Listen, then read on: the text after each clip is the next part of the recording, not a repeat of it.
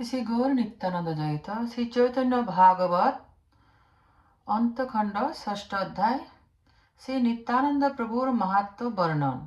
এই অধ্যায়ে বর্ণিত হয়েছে যে নিত্যানন্দ প্রভু নবদ্বীপে থেকে জীব উদ্ধার করার জন্য বিভিন্ন লীলা করেছিলেন, যেমন নানাবিধ অলঙ্কার, বেশভূষা ধারণ এবং তাম্বুল, কর্পূর, চন্দন, মালা, বিভিন্ন বিলাস দ্রব্য ইত্যাদি গ্রহণ ও ব্যবহার করেছিলেন।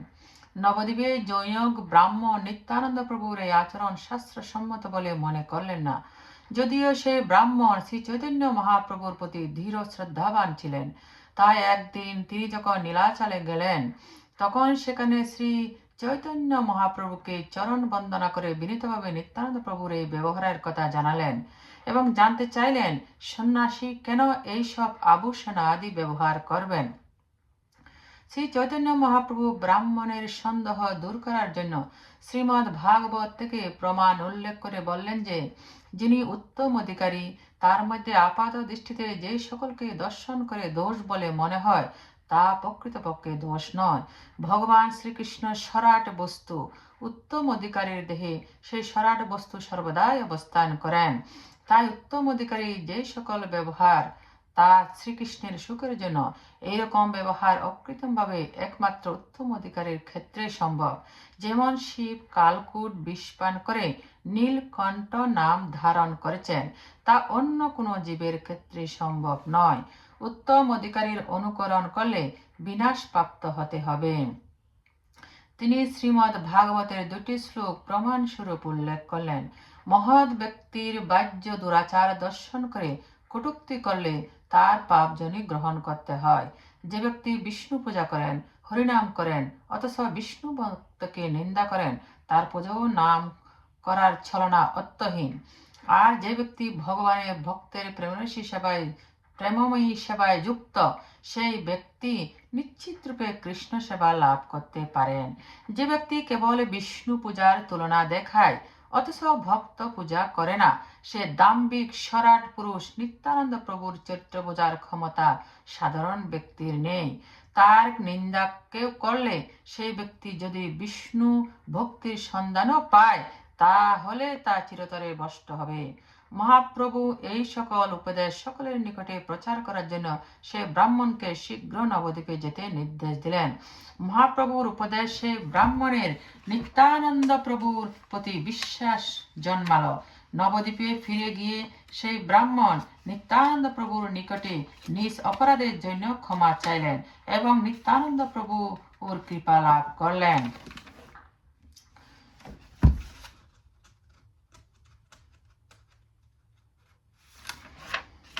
উপসংহারে গ্রন্থকার বলেছেন যে এভাবেই নিত্যানন্দ প্রভুকে বলুক না কেন, কোনো প্রকারে যদি জীব মহাপ্রভু নিত্যানন্দ প্রভুর আশ্রিত হয়, তাহলে সেই ব্যক্তি তার বন্দনীয়।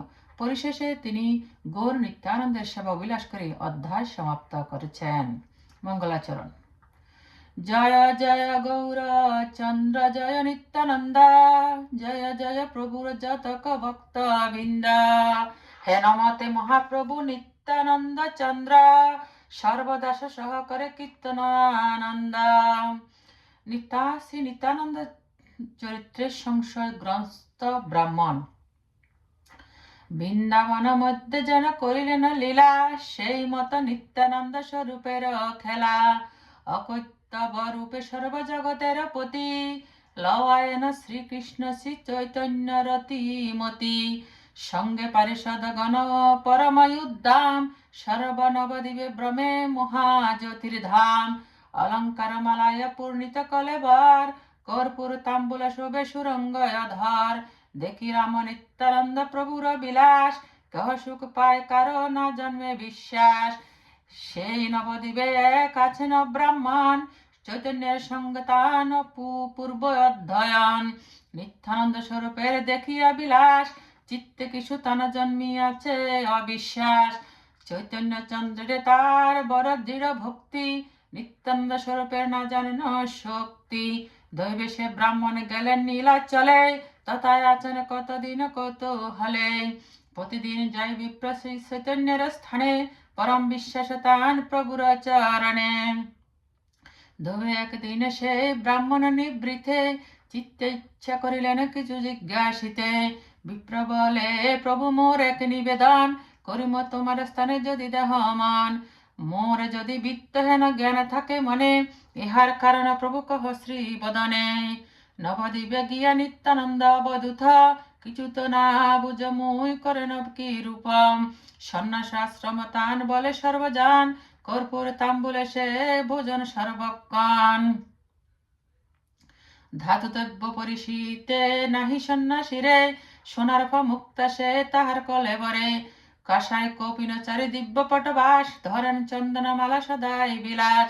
দণ্ডচারী লৌহদণ্ড ধরেন বা কেনে, শূদ্রের আশ্রমে সে থাকেন সর্বক্ষণে।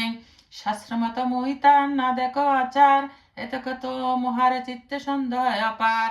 বড় লোক বলি তারে বলে সর্বজনে, তথাপি আশ্রমাচার না করে না কেনে। যদি মোরে বিত্তহেন জ্ঞান থাকে মনে, এই কি মর্ম ইহার প্রভু কহ শ্রী বদনে। সুকৃতি ব্রাহ্মণ প্রশ্ন করলে শুভক্ষণে, অমায়ায় প্রভু তত্ত্ব কহিলেন তানে। শুনিয়া বিপ্রের বাক্য শ্রীগর সুন্দর, হাসিয়া বিপ্রের প্রতি করিলা উত্তর। শুন বিপ্র মহায় অধিকারী যে বাহাই, তবে তার দোষ গুণ কিছু না জন্মায়। পদ্মপত্র যেন প্রকবু নাহি লাগে জল, এই মত নিত্যানন্দ স্বরূপ নির্মল। পরমাত্মা কৃষ্ণচন্দ্র তাহান শরীরে, নিশ্চয় জানিহ বিপ্র সর্বদা বিহরে। অধিকারী বই করে তাহার আচান, দুঃখ পায় সেই জন পাবে জন্মে তার। রুদ্রবিনে অন্য যদি করে বিষপান, সর্বতাই মরে সর্বপুরাণ প্রমাণ। গর্হিত করিয়ে যদি মহায় অধিকারী, নিন্দায় কিদায় তারে হাসিলে মরি। ভাগবত হইতে সব তত্ত্ব জানি, তাহ যদি বৈষ্ণব গুরুর মুখে শুনি। মহান্তের আচরণে হাসিলে যে হয়, সে চিত্ত দিয়ে শোনো ভাগবতে যে কয়। এককালে রামকৃষ্ণ গেলেন পরিতে, বিদ্যাপূর্ণ করে চিত্ত করিলায় আসিতে। কি দক্ষিণা দিব বলিলেন গুরু প্রতি, তবে পত্নী সঙ্গে গুরু করিলা যুকতি। মৃতপুত্র মাগিলেন রামকৃষ্ণ স্থানে, তবে রামকৃষ্ণ গেলা যেন বিদ্যমানে। আজ্ঞায় শিশুর সর্বকর্ম গুছাইয়া, জমালয় হইতে পুত্র দিলেন আনিয়া।